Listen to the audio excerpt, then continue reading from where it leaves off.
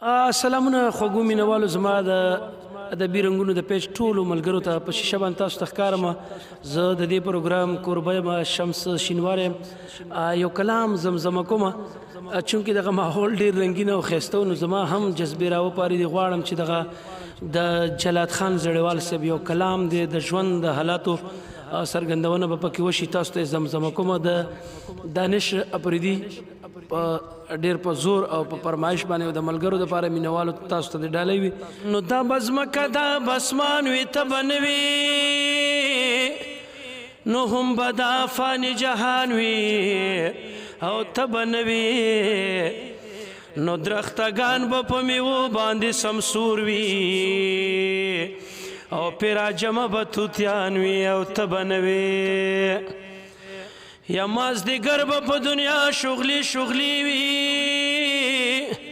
نمر په برابر روان وي او ته به نه وي. یا ګوګشتان به د ارمان غزلې وایي او لور په لوره به سوران وي او ته به نه وي.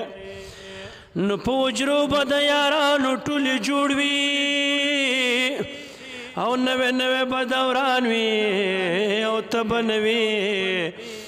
او قسمه قسم خوشحالی به وي دنیا کې او په خندا به سره لبان وي ته به نه وي.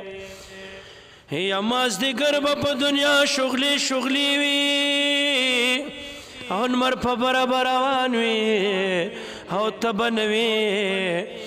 او که ملګري د شمکور نشو جلاته وي